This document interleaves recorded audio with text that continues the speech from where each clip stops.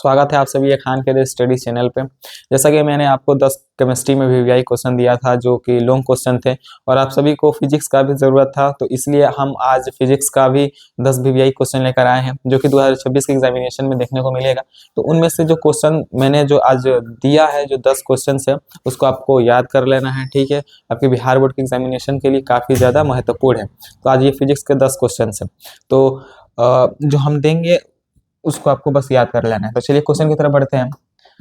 जो कि पहला क्वेश्चन है हमारा, वो है कि रेडियो एक्टिव पदार्थ की अर्ध आयु और औसत आयु से आप क्या समझते हैं। रेडियो एक्टिव पदार्थ के लिए विघटन सूत्र जो कि n=n0 e के पावर माइनस डेल्टा टी है, ये पावर में होता है। ठीक है, ये डेल्टा टी है, टाइपिंग नहीं हो पाया इसीलिए यहाँ पे लिखा गया है। तो जो विघटन के लिए जो सूत्र है n=n0 e के पावर माइनस डेल्टा टी स्थापित करना है। ठीक है, और इंग्लिश मीडियम वाले को बात किया जाए तो वो है कि what do you understand by the half life and average life of radio active substance, establish the डिकाय formula n=n0 e के power minus delta T for a radio active substance. ठीक है, तो ये जो पहला क्वेश्चन है ये काफी ज्यादा इंपॉर्टेंट है जो कि 2026 एग्जामिनेशन में आपको देखने को मिलेगा।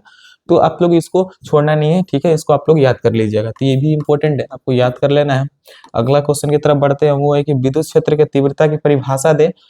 एक विद्युतीय द्विध्रुव के कारण विद्युतीय क्षेत्र में किसी बिंदु पर विद्युत क्षेत्र की तीव्रता का व्यंजक प्राप्त करें। जो कि विद्युत धारा वाला चैप्टर है अपने फिजिक्स में, उसी चैप्टर से रिलेटेड है ये। विद्युत धारा की तीव्रता का परिभाषा देना है और विद्युतीय द्विध्रुव के कारण जो विद्युतीय क्षेत्र में किसी बिंदु पर विद्युत क्षेत्र की तीव्रता का व्यंजक प्राप्त करना है, और वो भी अक्षीय रेखा तथा निरक्षीय रेखा पर आपको व्यंजक प्राप्त करना है। जो हम लोग पढ़े हैं, और अक्षीय रेखा पे भी निकालना पड़ता है और निरक्षीय रेखा पे भी हमें निकालकर उसको प्रूव करना होता है, सत्यापित करना होता है। मतलब कि उसको क्या बोलते हैं, विद्युत क्षेत्र की तीव्रता का व्यंजक प्राप्त करना होता है। तो ये भी बहुत ज्यादा इजी भी है और ये इंपॉर्टेंट भी है, इसलिए आपको इसको याद कर लेना है। अगले क्वेश्चन की तरफ बढ़े, और इंग्लिश मीडियम के लिए आप लोग देख सकते हैं हमने लिखा भी है। वो है कि define the intensity of an electronic field, derive an expression for the electric field intensity at the point in the electric field due to electric dipole. Remember the expression for the electric field intensity on the axial and equatorial lines as well। मतलब कि निरक्षीय रेखा तथा अक्षीय रेखा पे आपको इसको व्यंजक प्राप्त करना है। तो ये भी इंपॉर्टेंट है। ये शुरुआती चैप्टर्स के हैं जो कि बहुत ही ज्यादा इंपॉर्टेंट है। यहाँ पे आपका धारिता चैप्टर जो कैपेसिटर चैप्टर है उससे ये क्वेश्चन आ गया। किसी संधारित्र के धारिता को परिभाषित करें। किसी समांतर प्लेट संधारित्र में संधारित्र ऊर्जा के लिए व्यंजक स्थापित करना है। ठीक है, जो संधारित्र की धारिता होती है उसको आपको परिभाषित करना है, तथा साथ ही जो उसके प्रकार होते हैं जैसे कि समांतर प्लेट संधारित्र में संचित ऊर्जा के लिए व्यंजक स्थापित करना है। इंग्लिश मीडियम में है कि define the capacitance of a capacitor, drive N expression for the energy store in A parallel plate capacitors. ठीक है, तो आपको इसको याद कर लेना है। अगले क्वेश्चन की तरफ बढ़े। वो है कि वर्ण विक्षेपण क्षमता क्या है। दो पतले प्रिज्म द्वारा वर्ण विक्षेपण रहित विचलन प्राप्त करने के लिए आवश्यक शर्तें लिखें। वर्ण विक्षेपण को आपको परिभाषित करना है। जैसे कि यहाँ पे इंग्लिश मीडियम के लिए बात किया जाए तो वो है कि what is dispersive power, write the conditions necessary to obtain dispersionless deviation using two thin prisms। ठीक है, तो ये आपका वर्ण विक्षेपण क्षमता क्या है, ये भी इंपॉर्टेंट है। ये भी 2026 एग्जामिनेशन में देखने को मिल सकता है, तो आप लोग इसको याद कर लीजिएगा। जो कि अगला क्वेश्चन है ये भी बहुत ही ज्यादा इंपॉर्टेंट है आपके क्वेश्चन के लिए, आपके एग्जाम के लिए, 2026 के एग्जामिनेशन के लिए फिजिक्स में। वो है कि प्रिज्म सूत्र को सत्यापित करना है। प्रिज्म सूत्र क्या होता है, जो कि म्यू बराबर sine A plus alpha M by 2 बटा में साइन ए बाई 2 को आपको प्रूव करना है, इसको सत्यापित करना है। ठीक है, जो कि आपके 2026 एग्जामिनेशन में ये भी देखने को मिल सकता है। तो आपको प्रिज्म सूत्र को सत्यापित करने के लिए आपको सीखना है। यूट्यूब पे बहुत सारी वीडियो मिल जाएगी, या तो आप लोग कमेंट कीजिएगा प्रिज्म सूत्र को आप लोग आप सत्यापित करके दिखाइए, हम इसके लिए भी वीडियो लेकर आएंगे। ठीक है, अगर आपने कॉपी में अगर आपने कोई कोचिंग पढ़ रहा, अगर ये नहीं हुआ होगा तो, क्योंकि ये इंपॉर्टेंट है। अगले क्वेश्चन की तरफ बढ़े, वो भी बहुत ही ज्यादा इंपॉर्टेंट है। वो है कि ट्रांसफार्मर का सिद्धांत, संरचना तथा कार्यविधि का वर्णन करें। जो ट्रांसफार्मर है, describe the principle structure and working of a transformer.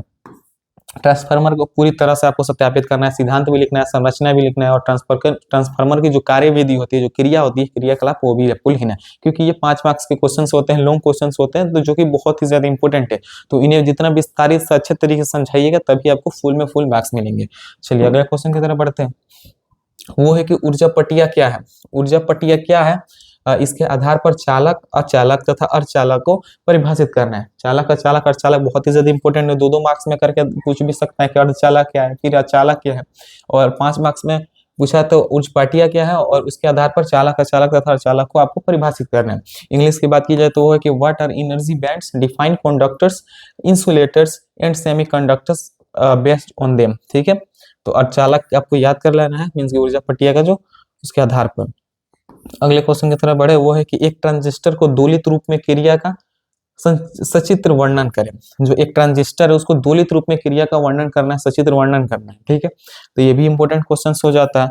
जो कि इंग्लिश मीडियम की बात किया जाए तो वो है कि describe the operation of the transistors is in oscillators with a diagram. ठीक है, सचित्र वर्णन करना है, मीन्स कि आपको फिगर बनाकर, मीन्स के डायग्राम बनाकर आपको उसको पूरा का पूरा व्याख्या करना है। अगला क्वेश्चन की तरफ बढ़े, वो है कि बायोसावर्ट लॉ। जो कि बायोसावर्ट नियम क्या है, इसके प्रयोग करके एक धारावाही वृत्ताकार कुंडली के अक्षीय एक बिंदु पर चुंबकीय क्षेत्र का व्यंजक प्राप्त करना है, और सीधे धारावाही तार के लिए भी निकाले। ठीक है, सीधे जो धारावाही तार होता है उसके लिए भी आपको ये व्यंजक प्राप्त करना है, उसके साथ भी आपको निकालना है। इंग्लिश मीडियम की बात किया जाए तो वो है कि state Biot Savart law, using this law derive an expression for the magnetic field at the point on the axis of a current carrying circular coil, also derive it for a straight current carrying wire. ठीक है, और अगले question की बात किया जाए, means कि आज का जो लास्ट क्वेश्चन से 10वां क्वेश्चन है, वो है कि बोर का परमाणु मॉडल क्या है। बोर के सिद्धांत पर हाइड्रोजन एक्सक्रिप्टन की व्याख्या कीजिए। बोर का परमाणु मॉडल क्या है, 2 मार्क्स में भी क्वेश्चन आता है। अगर पूछे कि बोर का परमाणु मॉडल क्या है, तो अब 2 मार्क्स में अगर पूछे तो आपको बस शॉर्ट आंसर लिखना है। लेकिन 5 मार्क्स में ऐसे भी पूछ सकता है कि बोर के सिद्धांत पर हाइड्रोजन स्पेक्ट्रम की व्याख्या करना है। ठीक है, स्पेक्ट्रम की व्याख्या करना है आपको। इंग्लिश की बात किया जाए तो वो है कि what is a bore atomic models and explain the hydrogen spectrum based on bore theory. ठीक है, तो ये भी बहुत ही ज्यादा इंपॉर्टेंट है। एक और क्वेश्चन की बात किया जाए, जो कि है उत्तर लेंस के लिए दिए गए सूत्र को स्थापित करना है। जैसे कि जो होता है उत्तर लेंस के लिए जो सूत्र है वो है